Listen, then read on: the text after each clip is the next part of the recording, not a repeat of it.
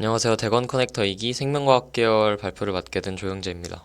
먼저 간단히 목차를 먼저 설명드리고 발표를 진행하도록 하겠습니다. 목차인데요. 첫 번째로는 생명과학 계열의 진학을 희망하는 학생이기 때문에 생명과학 계열의 특성에 대해서 먼저 설명드리고, 두 번째로 생명과학 계열을 희망하는 학생으로서 과목 선택은 어떻게 했는지 제 경우를 예시로 들어서 설명드리고자 하고요. 세 번째로는 교과 활동은 어떻게 이어나가야 될지 말씀드리고, 마지막으로 성적 관리에 대해서 설명드리고 마무리 짓도록 하겠습니다. 먼저 생명과학 계열의 특성입니다. 지금 보이시는 이 표는 그 상위권 대학들의 학생부 종합전형 생명과학 계열의 등급 컷을 나타내고 있는 표입니다. 학생부 종합 전형이기 때문에 등급 컷이 평가의 객관적인 절대적인 기준이라고는 할 수는 없겠지만, 기본적으로 높은 등급 컷을 형성하고 있다는 것을 알 수 있고요. 상위권 대학이기 때문에 높은 등급 컷은 당연한 거 아니냐라고 말씀하실 수도 있겠지만, 같은 대학의 다른 이공계열의 학과들과 비교해 봤을 때 좀 더 높은 등급 컷을 유지하고 있다는 것을 확인할 수 있었습니다. 그렇기 때문에 생명과학 계열을 희망하는 학생으로서는 기본적으로 어느 정도 이상의 그 성적은 뒷받침되어야 한다라고 말씀드릴 수 있고요.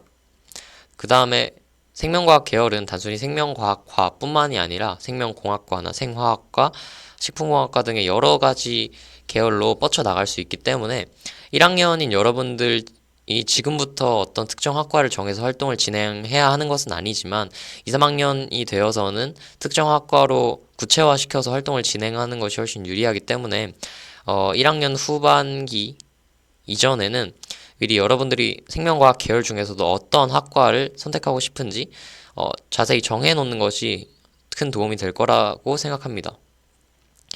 두 번째는 과목 선택입니다. 이건 제 2학년, 3학년의 과목 선택 표를 나타낸 것인데요. 요즘에 많은 선생님들께서 하신 말씀에 따르면은 입학사정관 분들이 요즘 과목 선택의 중요성을 더욱 높이 평가하고 있다라고 합니다.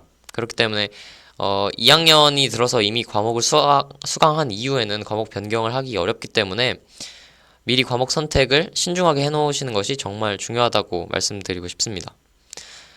먼저 기하와 확통에 대해서 말씀드리고 싶은데요. 저희 학교에 있는 대부분의 이공계 학생들은 기하와 확통을 모두 수강하고 있습니다. 그리고 입학사정관 분들께서, 그리고 최근에 공주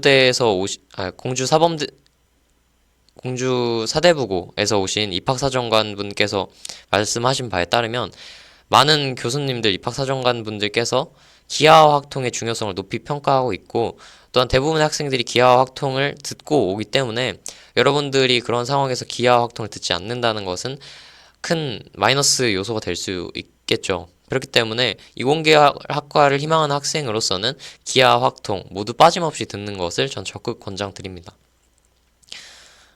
그리고 이공계열 학과의 학생이라도 사탐 과목은 한 가지는 무조건 수강을 해야 하는데요. 제 경우에는 생활과 윤리를 썼습니다. 사실 생활과 윤리 이외에 정치와 법이나 경제, 다른 일반 사회 과목을 듣더라도 여러분들의 진로와 엮어서 어떤 활동을 진행하기에는 크게 무리가 되는 부분은 없습니다만, 그렇기 때문에 더욱 중요한 점은 여러분들이 얼마나 내신 등급을 따기 쉽냐가 전 중요하다고 생각합니다. 그래서 저도 마찬가지로 인원수가 가장 많은 생활과 윤리를 선택을 했고요. 여러분들도 뭐 굳이 정치와 법이나 경제 같은 다른 일반 사회 과목을 듣고 싶다면 크게 문제가 되는 바는 없으나, 그러한 과목들이 운이 나쁜 경우에는 10명대나 20명대에서도 등급을 갈라야 하는 상황이 생길 수가 있기 때문에 내신 등급을 따기가 많이 힘들 거라고 생각이 됩니다. 그래서 저는 여러분들께 인원수가 많은 사회탐구 과목을 수강하기를 추천을 드리고요. 그리고 다음은 탐구 과목인데요. 저는 생원생투 화원 화투를 들었습니다. 제가 이 과목을 들은 이유는 제가 가고자 하는 생명과학 계열의 학과의 권장 과목 또는 핵심 과목이 대부분 다 생원생투까지로 이루어져 있기 때문입니다.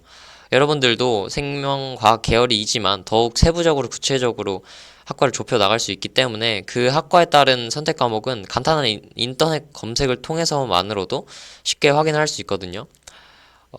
구글에만 간단히 검색해 보셔도 각 대학에서, 각 학과에서 원하는 과목이 무엇인지 쉽게 찾아볼 수 있습니다. 그렇기 때문에 이러한 표들을 활용해서 여러분들의 그 핵심 선택 과목들을 잘 선정을 하는 것이 중요하다고 말씀드리고 싶고요. 그 다음에 제 경우는 철학과 보건간호를 들은 게 조금 의아해하실 수도 있는데요. 저는 2학년 1학기 때까지는 약학 계열로 갈지 생명과학 계열로 갈지를 고민하고 있던 시기였기 때문에 철학과 보건간호를 들었는데, 생명과학 계열을 희망하고 있는 지금으로서는 약간의 마이너스 요소가 될 수도 있겠죠. 그렇기 때문에 더욱 강조드리는 바는 2학년 1학기가 돼서 선택 과목을 수강하기 이전에 교양 과목, 철학과 같은 교양 과목일지라도 매우 신중하게 여러분들의 진로 학과를 미리 정해놓고 선정을 하시길 바랍니다. 그리고 공동교육 과정을 수강하였을 때에도 추가적으로 1500바이트의 세특을 쓰실 수가 있고, 여러분들의 학업 역량, 학업의 욕구에 대한 그 어필을 적극적으로 드러낼 수가 있다 보니까 공동교육 과정은 들으실 수 있는 한은 최대한 들으시길 추천드립니다. 세 번째로는 교과 활동의 방향성입니다. 첫 번째는 학년을 거듭할수록 심화하시라는 말씀을 드리고 싶습니다.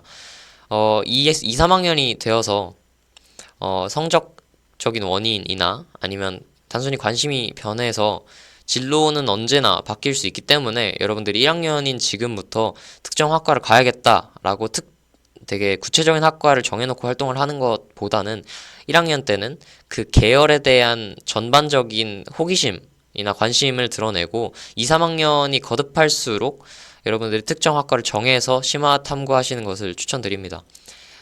저는 1학년 때부터 생명과학 계열을 희망했기 때문에 저를 예시로 들어보자면 1학년 때는 생태계나 분자생물학, 유전학적인 여러 가지 분야에 대한 생명과학에 대한 관심을 드러냈고, 2, 3학년에 올라오면서 치료제나 분자생물학, 그 다음에 면역학과 같은 구체적인 분야에 더욱 좁혀서 심화적으로 탐구하였습니다.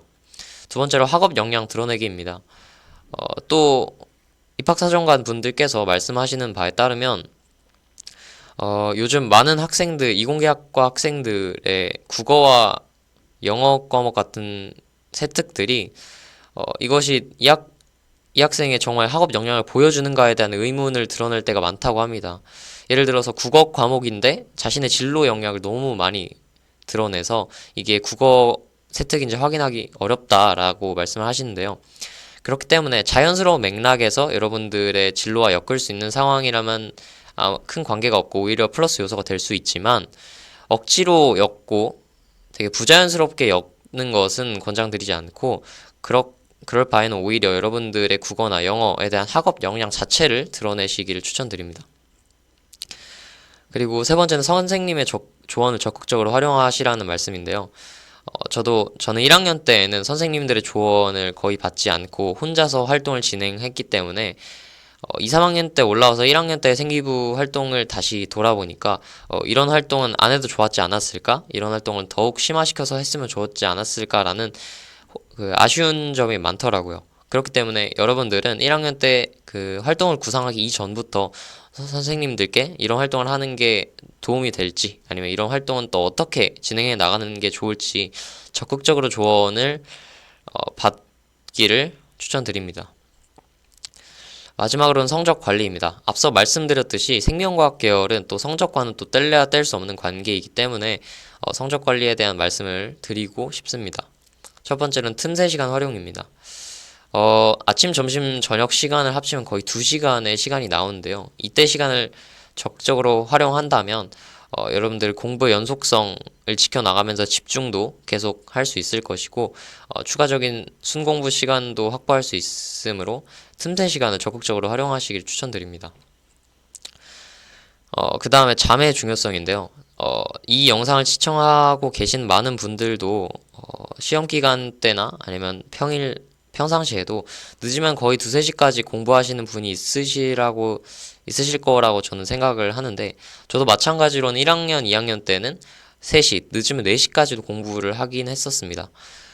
그런데 3학년 때 와서 느낀 결과, 선생님들이 내는 시험이므로 그 점수를 잘 맞기 위해서는 기본적으로 선생님들의 수업을 잘 듣는 것이 중요한데, 잠이 부족하면 선생님들의 수업에서 집중을 최대한 하는 것이 어렵더라고요. 또한 제가 새벽까지 같이 공부하던 친구들의 대다수가 수업 때는 대부분 집중하지 못하는 모습을 봤던 것을 저도 직접 확인했습니다. 그렇기 때문에 여러분들은 최대한 잠 시간을 확보하셔서 적어도 1시 반이나 1시 이전에는 숙면을 취하시고 낮 시간에 최대한 집중하시고 틈새 시간을 적극적으로 활용하셔서 공부를 효율적으로 할 수 있었으면 좋겠습니다. 세 번째로는 같이 열심히입니다. 제가 1학년 때는 나름 공부를 열심히 했다고 생각했는데 2, 3학년 때 올라와서 보니까 많이 놀았던 부분이 없지 않아 있더라고요. 그 이유가 뭘까라고 생각해봤는데 1학년 때는 다 같이 노는 분위기였다면 2, 3학년 돼선 다 같이 공부하는 분위기가 형성이 되니까 저도 원래는 열심히 하던 편이었지만 오히려 다른 친구들의 모습에 더욱 동기부여를 받고 더욱 열심히 하게 되더라고요.